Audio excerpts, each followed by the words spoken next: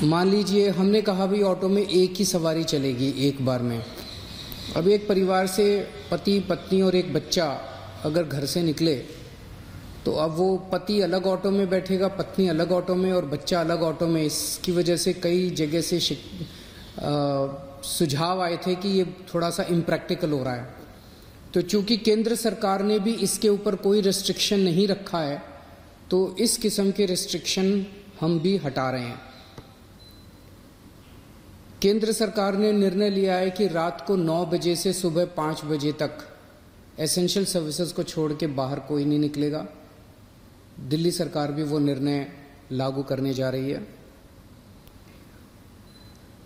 अभी तक ये था कि 4 व्हीलर्स में केवल ड्राइवर के अलावा 2 लोग बैठेंगे और स्कूटर पे पीछे कोई सवारी नहीं बैठेगी, लेकिन केंद्र सरकार ने अब इसको हटा दिया है, इस कंडीशन को। तो दिल्ली सरकार भी केंद्र सरकार के निर्णय के अनुसार उसको हटा रही है। मार्केट्स में अभी तक हम लोगों ने ऑड इवन लागू किया था कि एक दिन ऑड दुकानें खुलेंगी, एक दिन इवन दुकानें। केंद्र सरकार के गाइडलाइंस में इस तरह की कोई कंडीशन नहीं है, तो अब मार्केट्स में सभी दुकानें खुलेंगी। पिछली बार केंद्र सरकार ने कहा था कि इंडस्ट्रियल एरिया में स्टैगर्ड टाइमिंग्स लागू किए जाएंगे, तो हमने भी उसी के हिसाब से स्टैगर्ड टाइमिंग्स किए थे, लेकिन अब केंद्र सरकार ने वो निर्णय हटा दिया। तो दिल्ली में भी इंडस्ट्रीज, अब सारी इंडस्ट्रीज खुल सकेंगी। अब मैं आपके सामने एक महत्वपूर्ण विषय रखना चाहता हूं और इस पे आप लोगों का मुझे मार्गदर्शन चाहिए। आज तक मुझे आप लोगों का बहुत स्नेह मिला, बहुत प्यार मिला, बहुत विश्वास मिला और उसी के भरोसे आज जितने काम हम लोग कर पा रहे हैं, आपके विश्वास और आपके स्नेह की वजह से ये सारे काम दिल्ली के अंदर इतने सारे काम हो पा रहे हैं। मेरे पास समय समय पर काफी कठिन चुनौतियां आईं, कई बार उनके समाधान नहीं होते थे। ऐसे समय पे मैं कई बार आप लोगों के समक्ष आया, आप लोगों से मार्गदर्शन लिया, आप लोगों से सुझाव लिए। समय समय पे आप लोगों ने जो मार्गदर्शन किया उसको हम लोगों ने लागू भी किया। जैसे आपने कहा, हमने लागू किया। कुछ दिन पहले आप लोगों से सुझाव मांगे थे कि दिल्ली में लॉकडाउन में ढील दी जानी चाहिए कि नहीं दी जानी चाहिए, और भरपूर सुझाव आए। 5 लाख लोगों ने सुझाव दिए। आज आपका सुझाव एक बहुत महत्वपूर्ण विषय पर आप लोगों का मार्गदर्शन चाहिए। क्या दिल्ली के बॉर्डर्स को खोला जाए? एक बार तो आपको लगेगा कि ये क्या पूछ रहा हूं मैं। इसका एक इंपॉर्टेंट एस्पेक्ट है, दिल्ली के अंदर कोरोना के केसेस काफी बढ़ रहे हैं। रोज हम देखते हैं कि दिल्ली में कोरोना के केसेस बढ़ते जा रहे हैं। मैंने इसके बारे में कहा कि दिल्ली में कोरोना के केसेस बढ़ रहे हैं, ये चिंता का विषय तो है, लेकिन घबराने की जरूरत नहीं है।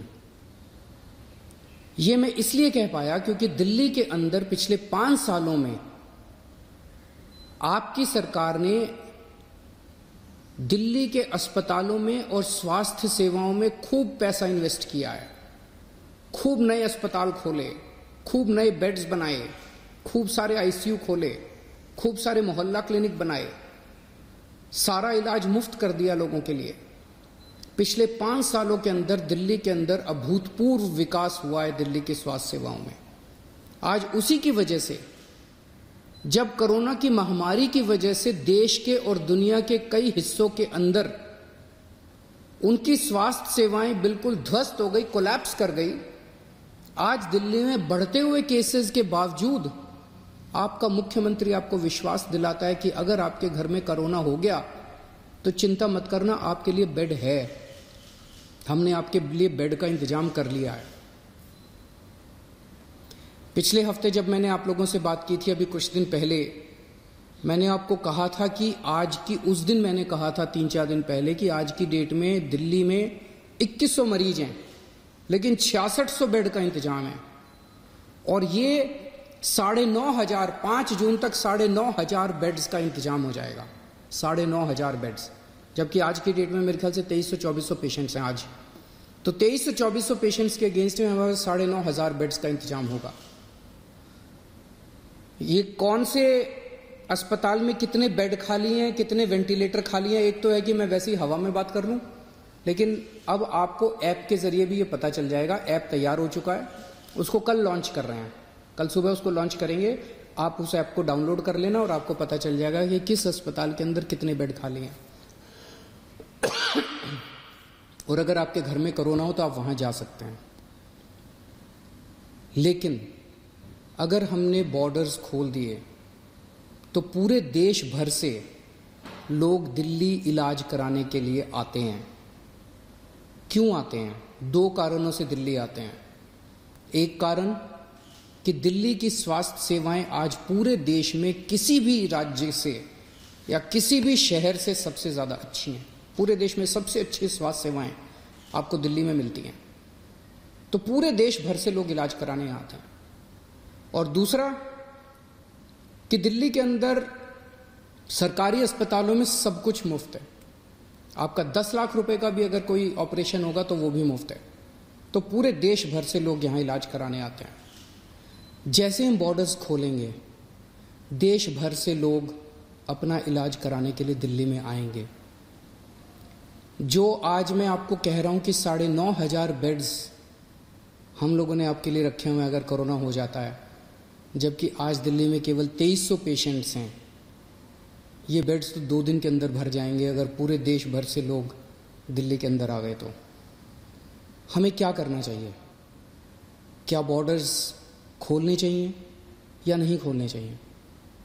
कुछ लोगों का कहना है बॉर्डर्स खोल देने चाहिए, लेकिन दिल्ली के अस्पतालों को केवल दिल्ली के लोगों के लिए, दिल्ली में रहने वाले लोगों के लिए, दिल्ली में जो लोग रह रहे हैं उनके लिए, उनके इलाज के लिए दिल्ली के अस्पतालों को इस्तेमाल किया जाए, उनके लिए रिजर्व किया जाए। लेकिन दिल्ली तो दिल वालों की है, दिल्ली तो सबकी है, दिल्ली तो देश की राजधानी है। दिल्ली तो केरला वालों की भी है, तमिलनाडु वालों की भी है, यूपी वालों की भी है, बिहार वालों की भी है, झारखंड वालों की भी है, महाराष्ट्र वालों की भी है। दिल्ली तो आज तक सबका इलाज करती आई है। फिर दिल्ली मना कैसे कर सकती है किसी का इलाज करने के लिए? तो कुछ लोगों का सुझाव है कि जब तक कोरोना है तब तक के लिए कम से कम दिल्ली के अस्पतालों में केवल दिल्ली में रहने वाले लोगों का इलाज होना चाहिए। क्या होना चाहिए? बहुत सारे सुझाव हैं। मुझे आपसे मार्गदर्शन चाहिए और हमें क्या करना चाहिए। आप हमें इस बारे में सुझाव भेजें। शुक्रवार को 5 बजे तक आपके सुझावों का इंतजार रहेगा। आप मुझे अपने सुझाव व्हाट्सएप कर सकते हैं। व्हाट्सएप नंबर है 8800007722। व्हाट्सएप नंबर है 8800007722। ईमेल है delhi.cm.suggestions@gmail.com। ईमेल है delhi.cm.suggestions@gmail.com। और अगर आपके पास व्हाट्सएप नहीं है, अगर आपके पास ईमेल नहीं है, तो आप इस नंबर पे फ़ोन कर सकते हैं और अपना सुझाव छोड़ सकते हैं। आपकी आवाज़ रिकॉर्ड हो जाएगी। 1031 डायल कीजिएगा, आप अपने सुझाव छोड़ सकते हैं। फिलहाल 1 हफ्ते के लिए हम दिल्ली के बॉर्डर सील कर रहे हैं। एसेंशियल सर्विसेज जारी रहेंगी। सरकारी ऑफिसर्स जो हैं वो आई कार्ड के बेसिस पे आ जा सकेंगे, पास लेकर आया जाया जा सकेगा। तो फिलहाल 1 हफ्ते के लिए हम अपने बॉर्डर सील कर रहे हैं। उसके बाद जो सुझाव आएंगे, जो आप मार्गदर्शन करेंगे, जो आप जैसा कहेंगे, सभी के सुझावों के आधार के ऊपर हम एक्सपर्ट से भी बात करेंगे और भी बहुत सारे लोगों से बात करेंगे। उसके आधार पर अगले हफ्ते फिर इसके बारे में एक ठोस निर्णय ले पाएंगे। नमस्कार।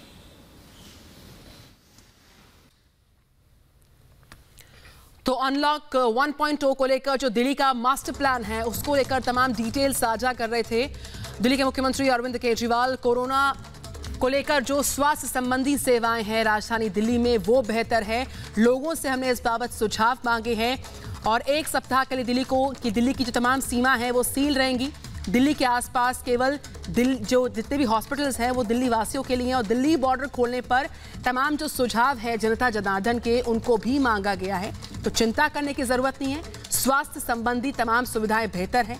तो आज जो चरणबद्ध तरीके से अनलॉक 1.0 देश भर में लागू हो चला है उसके तहत दिल्ली का प्लान दरअसल क्या है उसकी तमाम बारीकियों से जानकारियां साझा करते हैं अरविंद केजरीवाल। जी हां, दिल्ली के मुख्यमंत्री अरविंद केजरीवाल को आप सुन रहे थे। अब से कुछ ही देर पहले उनकी ओर से कहा गया कि अगले एक हफ्ते के लिए दिल्ली की सीमाएं फिलहाल के लिए बंद रहेंगी। दिल्ली बॉर्डर जो है वो सील रहेगा। इसी के साथ अरविंद केजरीवाल की ओर से जनता से सुझाव मांगे गए हैं कि आपको क्या लगता है, आपका क्या मानना है, आप हमें बताइए। इसी खबर पर ज्यादा जानकारी और बातचीत के लिए सीधा रुख करेंगे न्यूज रूम का, जहां पर हमारे सहयोगी अनंत त्यागी इस वक्त मौजूद हैं। अनंत, एक हफ्ते के लिए दिल्ली की सीमाएं जो हैं वो सील रहने वाली हैं। इसके अलावा भी बड़ी बातें अरविंद केजरीवाल की ओर से कही गई हैं, क्या संदेश? देखिए शाज़िया, केंद्र सरकार की तरफ से जब ये नोटिफिकेशन जारी किया गया था कि आज से अनलॉक फेज 1 की शुरुआत हो रही है, तो उसी वक्त पे एमएचए की गाइडलाइन में ये भी था कि राज्य अपने आप से निर्धारित करने के लिए स्वतंत्र हैं कि वो अपने राज्य में क्या नियम क्या कायदे चाहते हैं। अगर वो देखते हैं कि स्थिति अनियंत्रित हो सकती है, मामले बढ़ सकते हैं, तो वो अभी भी कुछ नियम लागू कर सकते हैं, कुछ लोगों को बता सकते हैं कि अभी सीमाएं नहीं खोली हैं। तो वैसे ही अरविंद केजरीवाल ने यहां प्रेस कॉन्फ्रेंस के दौरान लोगों से सीधा सवाल पूछा।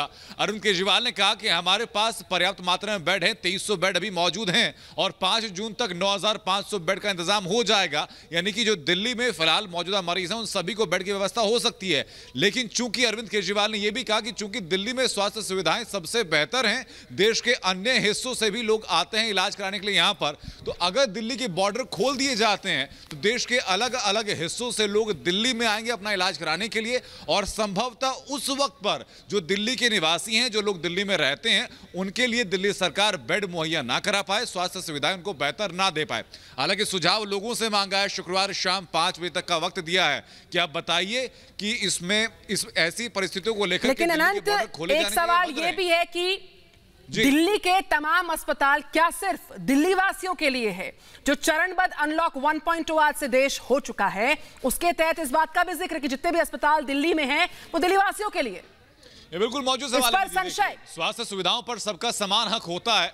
दिल्ली में स्वास्थ्य सुविधाएं बेहतर हैं, राष्ट्रीय राजधानी, इस बात में कोई शक नहीं है, स्वास्थ्य सुविधाएं बेहतर हैं। देशवासियों का भी यह हक बनता है कि अगर उन्हें बेहतर इलाज की जरूरत है तो उन्हें बेहतर इलाज मिलना चाहिए। लेकिन आप सिर्फ इसलिए चूंकि सरकार बाकी लोगों के लिए स्वास्थ्य इंतजाम करने में असक्षम साबित होती है या बहुत ज्यादा सक्षम नहीं है, फंड की कमी का बहाना बनाइए, आप कुछ भी आप दलील दीजिए, तो इसी बेसिस पर आप देश के बाकी हिस्से के लोगों को आप बेहतर इलाज की सुविधा से रोक रहे हैं। अरविंद केजरीवाल ने यह तो साफ कर दिया। हालांकि एक हफ्ते के लिए अभी दिल्ली के तमाम बॉर्डर्स को सील किया गया है। शुक्रवार 5 बजे तक का वक्त जनता को दिया अरविंद केजरीवाल ने। व्हाट्सएप नंबर जारी किया है, ईमेल जारी किया है और एक नंबर जिसमें आप अपनी वॉइस रिकॉर्डिंग भेज सकते हैं। तो जनता के सुझाव के बाद यह तय किया जाएगा कि जो लॉकडाउन किया गया, सीमाएं सील की गई है, लेकिन पास के जरिए आवाजाही हो पाएगी अनंत, ये भी सही है, और साथ ही साथ जो जरूरी सेवाएं चाहिए होगी उनके लिए भी आवाजाही हो सकती है। बहुत बहुत शुक्रिया तमाम जानकारी और बातचीत के लिए। आप नजर बनाए रखें, हम आपसे आगे भी अपडेट्स लेते रहेंगे।